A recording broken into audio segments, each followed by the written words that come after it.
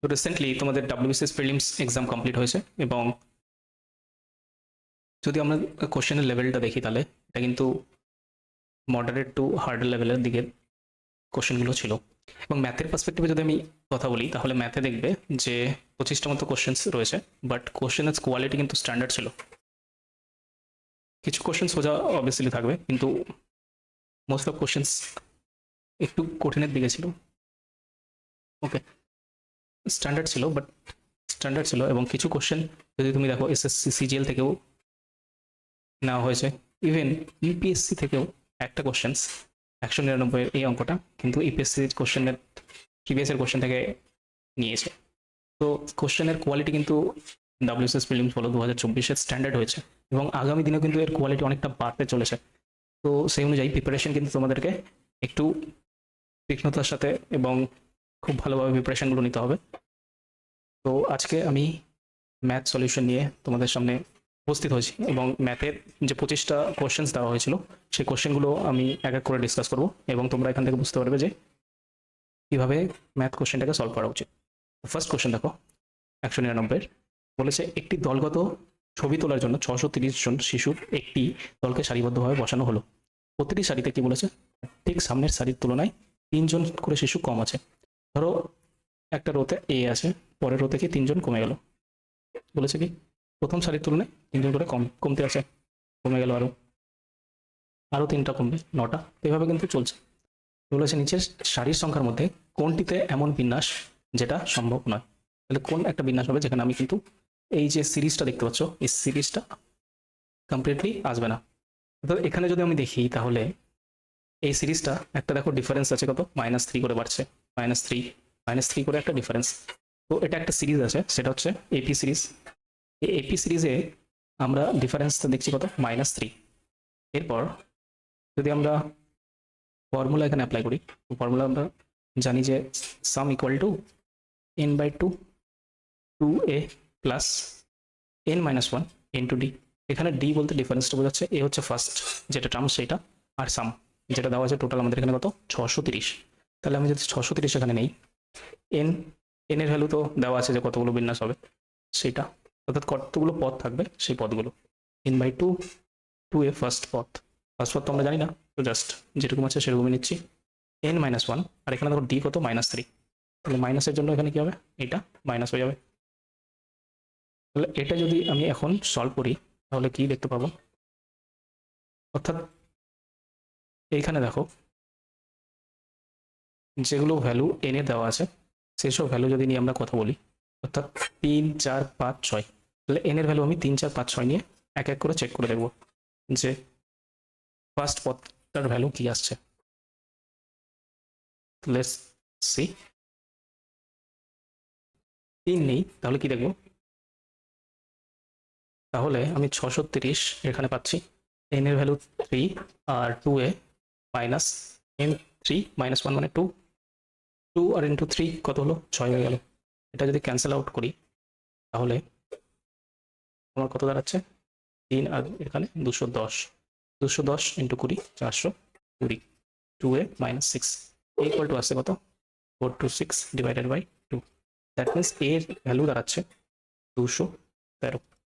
ঠিক আছে, এবার একইভাবে আমরা n ইকুয়াল টু যদি 4 এর জন্য বের করি তাহলে এর ভ্যালু আমি পাবো কত 162। n ইকুয়াল টু 5 এর জন্য সিমিলারলি যদি এই ক্যালকুলেশন করা যায় তাহলে আমি দেখবো যে সেটা 132 আসছে।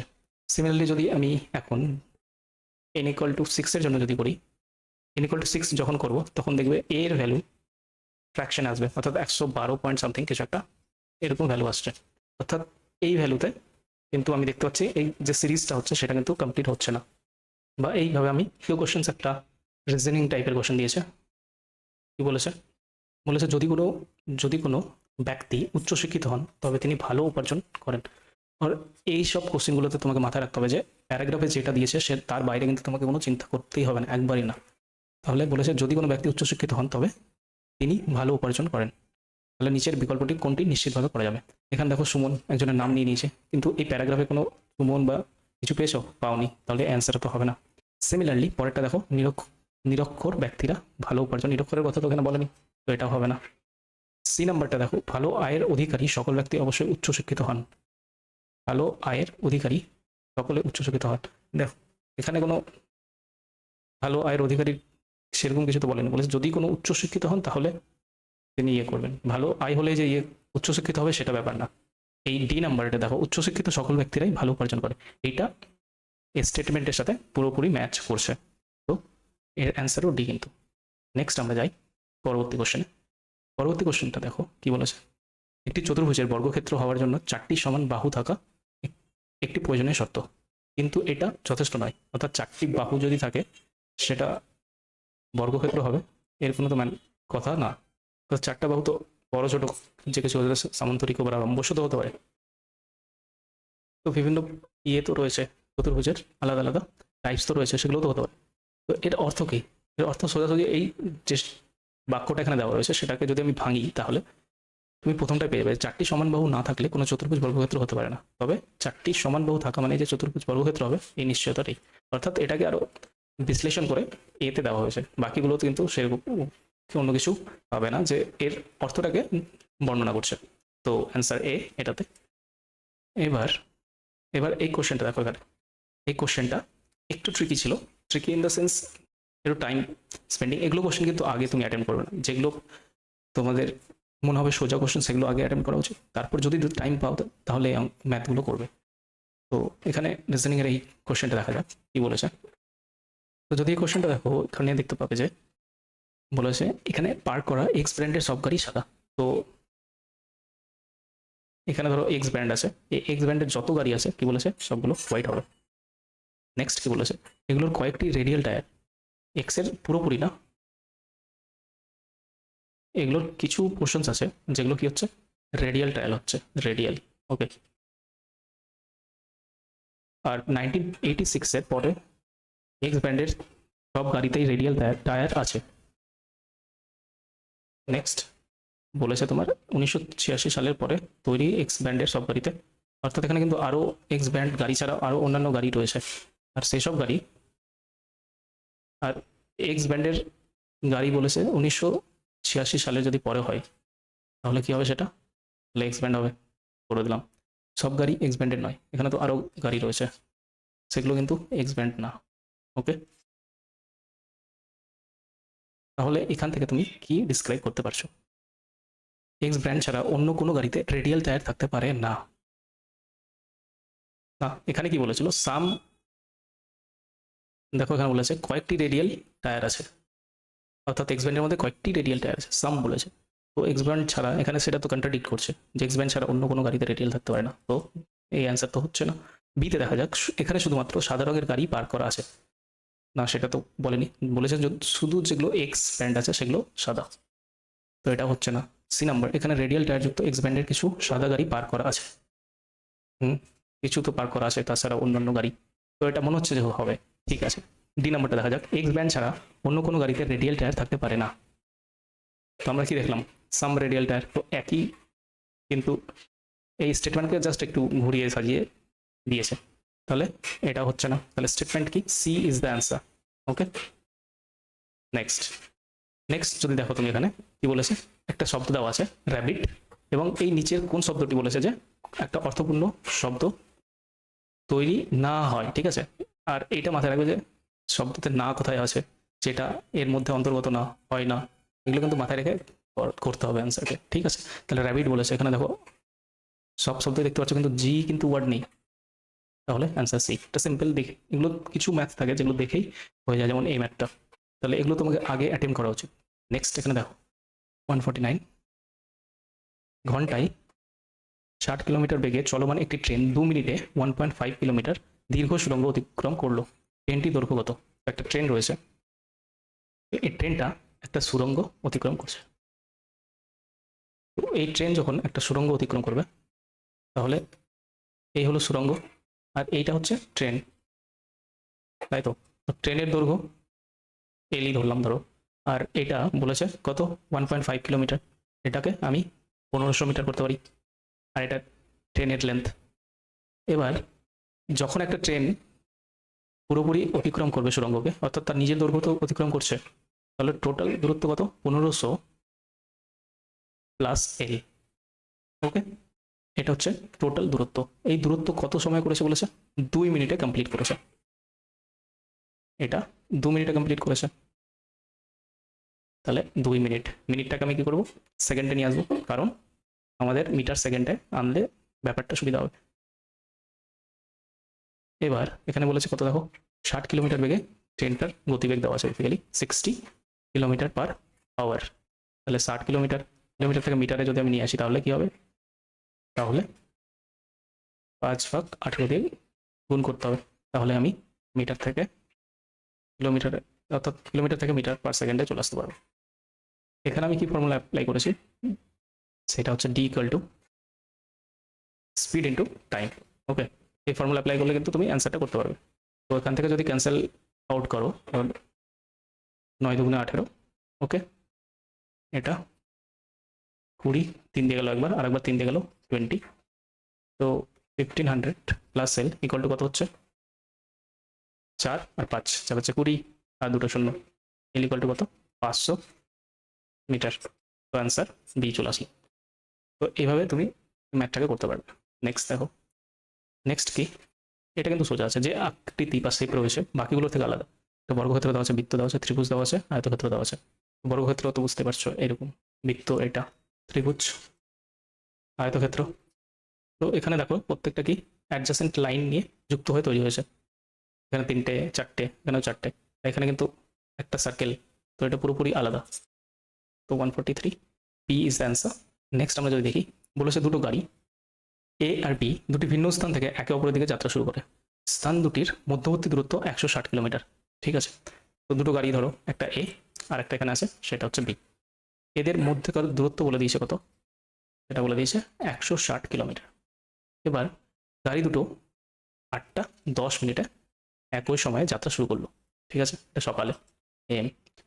যদি গাড়ি দুটোর গতিবেগ যথাক্রমে 50 কিলোমিটার এবং 30 কিলোমিটার হয়, অর্থাৎ এর ভেলোসিটি দেওয়া আছে 50 কিলোমিটার পার আওয়ার, আরেকজনের দেওয়া আছে কত, 30। আর এরা কি বলেছে, এই দুটো একে অপরের দিকে, এইখানটায় দেখো একে অপরের দিকে যাত্রা শুরু করেছে, অর্থাৎ এ যদি এদিকে করে বি এইদিকে করবে, আর এর ভেলোসিটি দেওয়া আছে 30 কিলোমিটার পার আওয়ার। তাহলে আমরা জানি যে মিটিং টাইমের ফর্মুলা যদি অ্যাপ্লাই করি তাহলে অঙ্কটা খুব সহজে কিন্তু হয়ে যাবে। 160, আর দুটো যেহেতু অপোজিটে আসছে, অপোজিটে আসলে কি হবে, প্লাস হয়ে যায়, 50 × 30। তাহলে এটা হচ্ছে মিটিং টাইম, 160/80, তো আসলো কত, 2 ঘন্টা। তাহলে জার্নি যখন স্টার্ট করেছিল তখন 8:10 বাজে, আর এখন 2 ঘন্টা পর কত হবে, 10:10 AM। তাহলে অ্যান্সার পেয়ে গেলাম এ। নেক্সট কোশ্চেন যদি আমরা আসি, তাহলে এখানে দেখো এটা ডাইরেকশন থেকে দিয়েছে কোশ্চেন। বলেছে একটি গাড়ি যখন একটি সরল পথে চলে তখন জিপিএস এর মানচিত্রে নিচের ডান দিকে উত্তর দিক হয়। তো আমরা জানি কি, এটা নর্থ, এটা সাউথ, ইস্ট, এটা ওয়েস্ট। এখন এটাকে যদি আমি সাজাই তাহলে দেখতে হবে, বলেছে কি গাড়িটির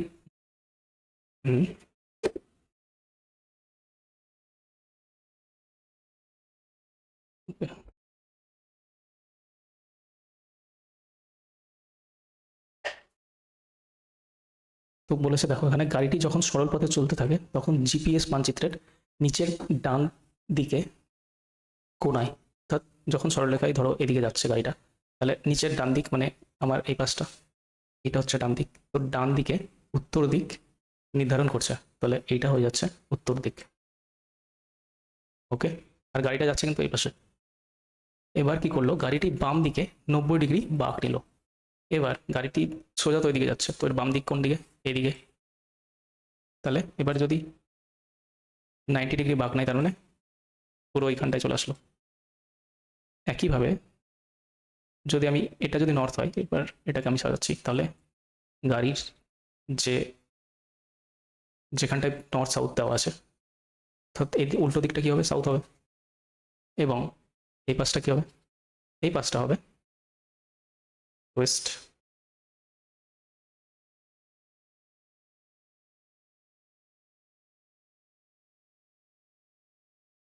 আর এই পাশটা কি হবে, এই পাশটা হচ্ছে ইস্ট।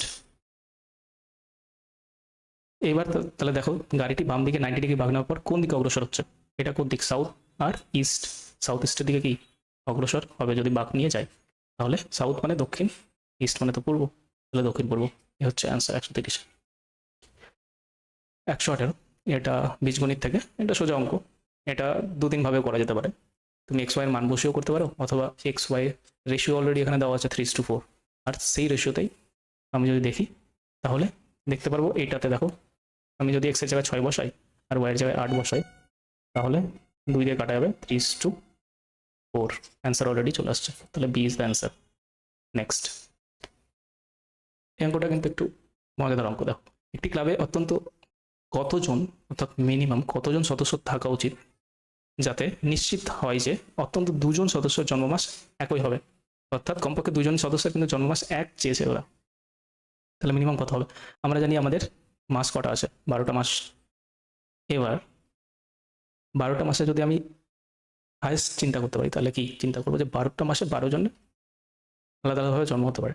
এবার যেই একজন অ্যাড হবে, 12+1 যদি অ্যাড হয়ে যায়, তাহলে ধরো জানুয়ারি, ওর জন্ম হচ্ছে, ফার্স্ট একজনের তো জানুয়ারি অলরেডি ছিল, সেকেন্ডেও যদি জানুয়ারি হয়ে যায় তাহলে 13 হয়ে যাচ্ছে। তাহলে অত্যন্ত পক্ষে 13 যদি হয়, তাহলে দুজন সদস্যের জন্মমাস কিন্তু এক হবে। নেক্সট, আয়তক্ষেত্রের দৈর্ঘ্য বলেছে 20% হ্রাস করা হলো এবং প্রস্থ 20% বৃদ্ধি করা হলো, তাহলে আয়তক্ষেত্রের ক্ষেত্রফল কি হবে? তো লেন্থ বলেছে, দেখো 20%কে আমি কি লিখতে পারি 1/5, তখন আগে 5 ছিল, এখন কমে কত হলো, 1 কমে গেছে, তাহলে 4 হয়ে গেল। ব্রেথ, প্রস্থ কি বলেছে 20% বৃদ্ধি করেছে, আগে 5 ছিল, এখন 1 বৃদ্ধি পেয়ে গেল, মানে 6 হয়ে গেল। আমরা জানি লেন্থ কিন্তু ব্রেথ মানে কি এরিয়া, তো 25 আর 4 6 24, এখানে কি হলো 25 আগে ছিল, এখন 24 হয়েছে, তার মানে কমে গেছে, কত কমেছে, 1 কমেছে, 1 ওল্ডের অর্থাৎ আগের থেকে কতটা কমেছে 25, দ্যাট মিনস 4% ডিক্রিজ হয়েছে। তো অ্যান্সার ইজ বি। নেক্সট, 107 যদি আমরা যাই, তাহলে এখানে দেখতে পারবো কি বলেছে কোশ্চেনটা, একটি ব্যাংকের সাথে চুক্তি অনুযায়ী একজন ব্যবসায়ীকে সুদমুক্ত কিছু সমান কিস্তিতে একটি ঋণ পরিশোধ করতে হয়। এখানে 18টি কিস্তি পরিশোধ করার পর তিনি দেখলেন যে তার ঋণের 60% পরিশোধ হয়েছে। তাহলে চুক্তিতে মোট কতগুলি কিস্তি ছিল? এই অঙ্কটা এই জায়গাটায় এত কিছু লিখার হ্যাপাজার্ট করে দিয়েছে কোশ্চেনটাকে, এটাই মেন। দেখো, 18টি কিস্তি পরিশোধ করার পর তিনি দেখলেন যে তার ঋণের 60% পরিশোধ হয়েছে, তো 60% পরিশোধ সে 18টা কিস্তি দিয়ে করেছে। এবার তাহলে বলেছে মোট কতগুলো কিস্তি, তার মানে টোটাল কিস্তি তো অবভিয়াসলি 100% আছে, সেই 100%-এর ভ্যালু যদি আমি বের করি তাহলে অ্যান্সার হয়ে গেল কিন্তু। তো 60% ইকুয়াল টু 18 অলরেডি দেওয়া আছে, তাহলে এখানে যদি তুমি 10 দিয়ে 6 দিয়ে কাটো, তাহলে তাহলে কত হবে এখানে 3, 100% আমার দরকার কতটা, তাহলে 30, তো টোটাল কিস্তি হচ্ছে 30টা ছিল। এই 105 দেখো বলেছে, এই কোশ্চেনটা কিন্তু একটু মজাদার কোশ্চেন আছে, এবং এগুলো কোশ্চেন একটু টাইম তো অবশ্যই লাগবে এগুলো তো, আর এটা ট্রিকি কোশ্চেন কিন্তু একটা। তো এগুলো প্রথমে একদম করার চেষ্টা করবে না, নাহলে পুরো পেপারের টাইম কিন্তু তোমার এগুলোতেই চলে যাবে, তাহলে তুমি কাট অফ ক্লিয়ারই করতে পারবে না। তো যেগুলো সোজা কোশ্চেন দেখলে ওগুলোকে আগে ট্রাই করবে, ঠিক আছে? তো চলো 105টা দেখি আমরা। একটি পরীক্ষায় একজন শিক্ষার্থী প্রতিটি সঠিক উত্তরের জন্য 4 নম্বর, তাহলে সঠিক যত উত্তর দিচ্ছে তার জন্য, সে কারেক্ট যত দিচ্ছে সেটার জন্য 4 নম্বর পাচ্ছে, আর যদি প্রতিটি উত্তর অর্থাৎ ভুল উত্তরের জন্য 0 নাম্বার, আর প্রতিটি উত্তর না দেওয়ার জন্য, যদি উত্তর না দেয় অর্থাৎ নন অ্যাটেম্প যদি করে, তাহলে কত 1 নম্বর পাচ্ছে, আর করে তাহলে কত হচ্ছে 0 নাম্বার পাচ্ছে। এবার কি বলেছে দেখো, যদি মোট 30টি প্রশ্ন থাকে তবে নিচের মোট স্কোরগুলির কোনটি কোনো শিক্ষার্থীর পক্ষে অর্জন করা সম্ভব নয়। যদি সে 30টা কোশ্চেনই করে দেয় তাহলে কি, এখানে কেস হবে 3টে, একটা দুটো 3টে। চলো কেসগুলো দেখা যাক। 1 নম্বর, 30টা যদি কোশ্চেন করে দেয় তাহলে 120 তো পেয়ে গেল। এবার 29টা কোশ্চেন যদি করে তাহলে 4 মার্ক করে পারবে, তাহলে কত হচ্ছে 80 আর 36 116। এবার একটা কোশ্চেন কিন্তু কি করেনি, একটা কোশ্চেন না করায় আর একটা এক্সট্রা মার্ক পারবে, তাই তো? নন অ্যাটেম্প যদি করে তাহলে 1 মার্ক বেশি, তাহলে 117, আর যদি না করে তাহলে আবার 116 পাবে। এই নাম্বারটা আবার পেয়ে গেল, তাহলে 116 হচ্ছে, 117 হচ্ছে, 120 হচ্ছে। নেক্সট 28, 28টা যদি করে তাহলে 80 আর হচ্ছে 32 112, ঠিক আছে? এবার এখান থেকে দেখো দুটো কোশ্চেন কিন্তু করেনি, এবার দুটো কোশ্চেন যদি না করে, তাহলে কি হবে, তাহলে 1 নম্বর করে এক্সট্রা পাবে, তাহলে 112 প্লাস 1 প্লাস 1 কত 2, 114 হচ্ছে। এবার ধরো একটা করলো আর একটা করলো না, তাহলে একটা করার জন্য 112 প্লাস 1, তাহলে কত হবে 112 প্লাস 1, তার মানে 100, 13 নন অ্যাটেম্প করার জন্য 113, আর অ্যাটেম্প করার জন্য 116 আবার চলে আসবে। তো এটা কিন্তু রিপিট হতে থাকছে। এখানে আমরা 113 পেলাম, 114 পাচ্ছি, 117 পাচ্ছি, 116 পাচ্ছি।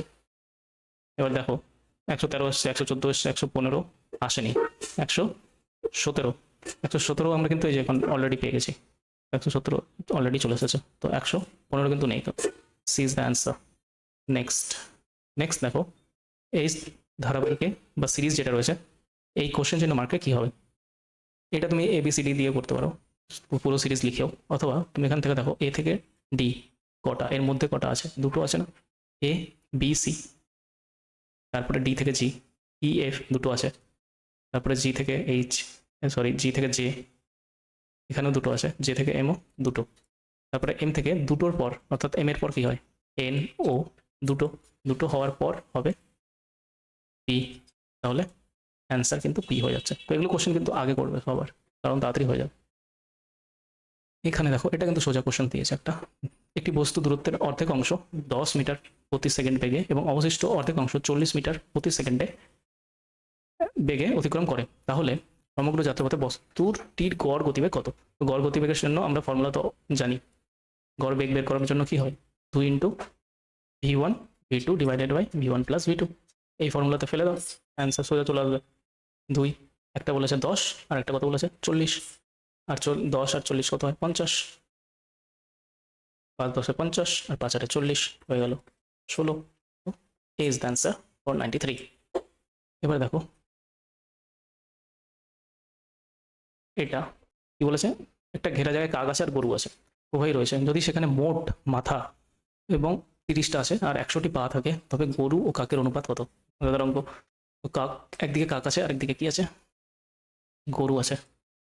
এখানে কি বলেছে, গরু আর কাকের অনুপাত চেয়েছে, তো গরুটাকে আগে রাখছি আর কাকটাকে পরে রেখে দিচ্ছি, কোনো অসুবিধা নেই। আমরা ধরলাম গরু আছে, গরুর মাথা কটা, একটা করে মাথা, কাকেরও একটা মাথা, তো গরুর মাথা ধরলাম এক্স আর ওয়াই ধরলাম কাকের মাথা, এই দুটো মিলে টোটাল কত মাথা আছে, 30টা আছে। এবার কি বলেছে 100টা পা আছে, গরুর কটা পা থাকে, 4টে পা, তাহলে 4 ইন্টু এক্স, কাকের কটা, দুটো পা, তো 2y ইকুয়াল টু কত, ইকুয়াল টু 100টা টোটাল পা। এই দুটো এখন যদি সলভ করি তাহলে অ্যান্সার কিন্তু পেয়ে যাবে তুমি, ঠিক আছে। তো চলো সলভ করা যাক। তাহলে এটাকে যদি আমি 2 দিয়ে ক্যান্সেল করে দিই, আরো সহজ ইকুয়েশন চলে আসবে, 2x plus Y equal to 50। এটা একটা ইকুয়েশন পেলে, এটা একটা ইকুয়েশন পেলে, দুটোকে অর্থাৎ 1 বিয়োগ 2 যদি করো তাহলে ওয়াই ক্যান্সেল হয়ে যাচ্ছে, তো 2x মাইনাস এক্স মানে এক্স হচ্ছে, আর এদিকে 50 মাইনাস 30 কত হচ্ছে 20, ওয়াই কত হচ্ছে, ওয়াই যে কোনো একটা ইকুয়েশন বসিয়ে দাও তাহলে পেয়ে যাবে। তাহলে এখানে যদি আমি বসিয়ে দিই 1 নম্বরে, তাহলে 10 আসবে। তাহলে এক্স ইস টু ওয়াই কত হচ্ছে, এক্স কত দেখো 20, ওয়াই কত 10, মানে 2:1, তো অ্যান্সার সি কিন্তু।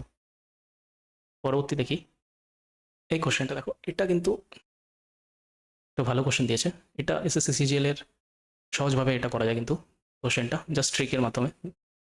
তো চলো সেভাবে করে একটু, 500 মিটার উত্তর পূর্ব অর্থাৎ 500 নর্থ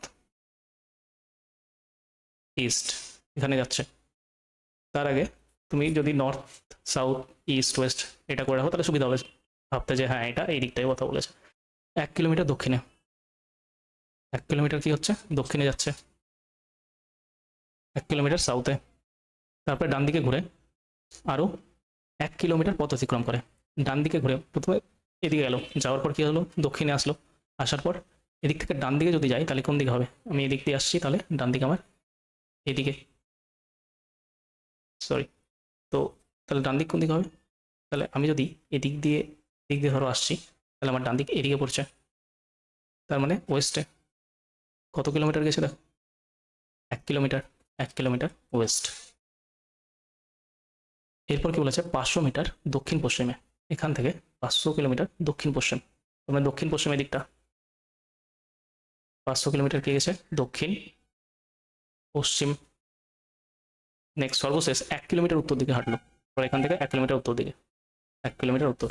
এইবার মজাদার বিষয় কি দেখো, এই নর্থ ইস্ট আছে 500, আর এখানে দেখো 500 সাউথ ওয়েস্ট আছে, এইটা, এই দুটো অপোজিট, তো এই দুটো ক্যান্সেল হয়ে যাচ্ছে। এবার এদিকে দেখো, একদিকে এটা নর্থ ছিল, একদিকে নর্থে যাচ্ছে 1 কিলোমিটার আর একদিকে সাউথে যাচ্ছে 1 কিলোমিটার, ওকে, তাহলে এটাও কি হলো, এটাও ক্যান্সেল হয়ে গেল কিন্তু। তাহলে বেঁচে থাকলো কত, বেঁচে থাকলো 1 কিলোমিটার ওয়েস্ট, অর্থাৎ 1 কিলোমিটার পশ্চিম। অ্যান্সার ডি হল। তো এইভাবে শর্ট ট্রিকের মাধ্যমে কিন্তু তুমি ব্যাপারটা করতে পারতে। যদি তুমি এটাকে লিখে লিখে করতে তাহলে ডিস্টেন্সে নিয়ে একটা অসুবিধা সৃষ্টি হতো। তো এরকম অনেক ধরনের ট্রিক্স রয়েছে যেগুলো তোমার ম্যাথামেটিক্সকে আরও তাড়াতাড়ি করে দ্রুত হয়ে যাবে এবং তুমি সবগুলো ম্যাথস মোটামুটি তাড়াতাড়ি সময়ের মধ্যে কমপ্লিট করতে পারবে। তো যাই হোক, এরপরে দেখো আবার সেই অঙ্ক দিয়েছে গড় দ্রুতি বের করার জন্য। একই ফর্মুলা আমরা অ্যাপ্লাই করবো, 2 × V1 plus V1 × V2 V1 plus V2।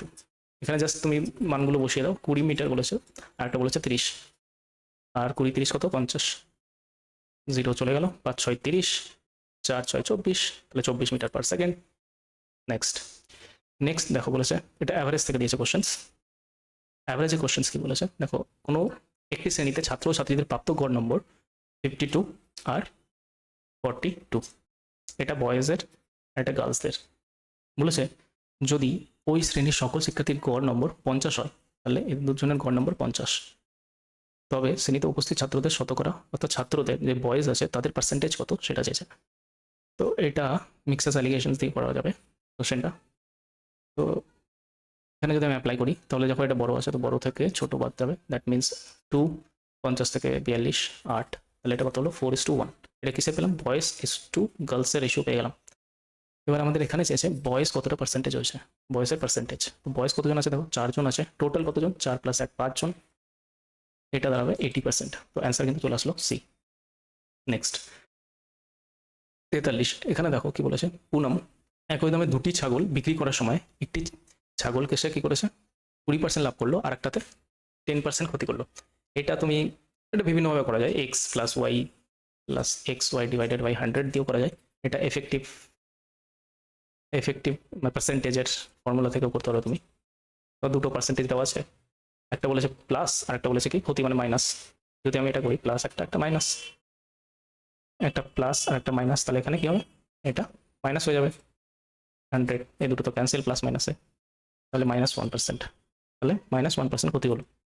এটা হচ্ছে সি নাম্বার। ডি, এখানে দেখো এটা সেই আবার সিরিজের অঙ্ক দিয়েছে, এরপর কি হয়ে যাচ্ছে বি হয়ে যাচ্ছে, তাহলে বি এখানে বি এর পর কি হয় সি হয়। তিনটে অপশনস আছে, এটা হবে এটা হবে এটা হবে, তো এলিমিনেট করো, এটা এ কিন্তু হবে না, তো এলিমিনেট করলে আরো তাড়াতাড়ি তুমি ম্যাথটা করতে পারবে। তারপর পি দেখো, পি এর পর কি হচ্ছে ও হয়ে যাচ্ছে, তার মানে ও এর ও পি হয়, তাই তো। তাহলে এটা আগের সংখ্যাটা দিয়েছে, তাহলে এর আগে কি, আগে যদি আমি যাই তাহলে জেড পাবো, তাহলে জেড তিনটেতেই আছে। ওকে, এরপর দেখো এরপরেরটাতে মানে পি, পি থেকে আর, পি কিউ আর একটা বাদ দিয়ে পরের সংখ্যাটা এন, এন এর পর কি হয়, এন এর পর ও, ও এর পর কি পি, তাহলে কিন্তু এটা চলে গেল। এবার এই দুটোর মধ্যে এখন টাসেল চলছে। এবার নেক্সটটা বের করলে আমি পেয়ে যাবো কি হবে এল, এল এর পর কি জে হয়, জে এর পরে এল হয়, মানে জে কে তারপর এল। তাহলে এখানে দেখো এ আছে, এরপর কি হবে এ এক কম করবো, তাহলে ওয়াই থেকে যদি আমি এ আসছি উল্টোতে তাহলে কি হচ্ছে, তাহলে আমি এ পাচ্ছি অর্থাৎ এটা পেয়ে যাচ্ছি, তো আমার কি হচ্ছে ওয়াই হচ্ছে। অ্যান্সার আমি অলরেডি পেয়ে গেলাম এ। এই সিরিজে পরবর্তী সংখ্যাটি কত, 2, 2 এর পর 6 আছে, 6 এর পর 12, তারপর 20। দেখো প্রত্যেকটা সংখ্যা, এটাতে 4 বাড়ছে, এটাতে কত 6 বাড়লো, এটাতে 8 বাড়লো, পরবর্তী সংখ্যা কত, প্রত্যেকের দেখো 2 করে গ্যাপ, তাহলে 10 30 হচ্ছে। নেক্সট বলেছে বেমানান সংখ্যাটি খুঁজে বের করো, অর্থাৎ অড নাম্বার কোনটা এখানে আছে, অড কোনটা দেখতে লাগছে, 6 মানে 6 6 36, বাকি দেখো 6 × 4 আছে, 8 × 9 আছে, এটাও একটা, এটা কিন্তু স্কোয়ার না, তো স্কোয়ার একটাই দেওয়া আছে, তো 169 কিন্তু স্কোয়ার, ঠিক আছে এটা মাথায় রাখবে। নেক্সট, আর এই অঙ্কটাও ভালো অঙ্ক ছিল। তো এইসব অঙ্কতে একটু টাইম লাগবে, তো এগুলো তুমি আগে করবে না, যেগুলো সোজা সোজা রিজনিং এর কোশ্চেন যেমন তুমি পাবে সোজা, তো সেগুলো আগে অ্যাটেম্প করো, তারপর টাইম পেলে এগুলো করবে, কারণ এগুলো একটু লেন্দি হবে তোমাকে, আর পরীক্ষার সময় সোজা অঙ্ক কঠিন মনে হয়, তো এই অঙ্ক তো আরো কঠিন মনে হবে, তো এটাকে অ্যাভয়েড করাই ভালো, ঠিক আছে। যাই হোক, এখানে আমরা দেখি বলেছে একজন কেরানিকে এমন একটি ভাষায় লেখা 3টা চিঠি দেওয়া হলো এবং সেই ভাষাটা কিন্তু তার অজানা। তো ধরো এ বি সি তিনটা চিঠি আছে আর এটা অজানা ভাষা, তাকে 3টি খামও দেওয়া হলো, 3টি খাম দিল, ধরো এ খাম, এটা বি খাম, এটা সি খাম, সেই একই ভাষায় লেখা রয়েছে। যদি কেরানিকে চিঠিগুলি খামগুলির ভেতরে ভরতে হয় তবে তিনি কত উপায়ে কাজটি করতে পারবেন যাতে 3টি খামের কোনোটিতেই সঠিক ঠিকানা সংবলিত চিঠি না থাকে? অর্থাৎ কিভাবে সে কাজটা করবে যাতে একটাও চিঠি ঠিক জায়গায় না পৌঁছায়। তাহলে আমি একে তো এতে দিতে পারবো না, একে আমি বিতে দিতে পারবো বা একে সিতে দিতে পারবো। তো প্রথম কেস যদি আমি দেখি তাহলে একে বিতে দিলাম, তাহলে বিকে তো বিতে দেওয়া যাবে না। তাহলে বিকে বিকে কোথায় দেবো? আর সিকে তো সিওতেও যাওয়া যাবে না, একই হলেই তো আমাদের যেটা কোশ্চেনে দেওয়া আছে সেটা তো ফুলফিল হবে না। তাহলে বিকে আমি সিতে দিই আর সিকে এতে দিয়ে দিলাম। সেকেন্ড, আমি এটাও করতে পারি যে ধরো একে তো আমি বিতে দিলাম, আমি একে সিতে দিই, সিতে দিলাম, তাহলে বিকে এতে দিতে হবে আর সিকে বিতে দিতে হবে। এই দুটোই কিন্তু পসিবল হবে। বাকি তুমি আর করতে যাও দেখবে সি সিতে গিয়ে পড়ে গেছে বা এ এতে গিয়ে পড়ে যাচ্ছে। তো অ্যান্সার দুটো হবে, এটা হবে। ওকে, সো আমরা কমপ্লিট করলাম যেসব কোশ্চেন্স এবছর অর্থাৎ WBCS 2024-এর প্রিলিমসে এসেছিল। এবং তোমরা কমেন্টে জানাও যে আর কোন কোন সলিউশন তোমাদের প্রয়োজন। আর এরকম আরও অনেক ভিডিও আমাদের চ্যানেলে তোমরা পেয়ে যাবে। আর WBCS এর মেন্সে কী কী স্ট্র্যাটেজি হবে, কী কী স্ট্র্যাটেজি থাকা দরকার তোমাদের, এবং কোন কোন সাবজেক্টে তোমাদের স্কোরিং স্কোরিং যেগুলো সাবজেক্ট সেগুলো সব কিছুই আলোচনা করবে। এবং পরবর্তী ভিডিওতে স্ট্র্যাটেজি, তারপর কোন কোন সাবজেক্ট কী কী সেগুলো বিষয় আসতে চলেছে।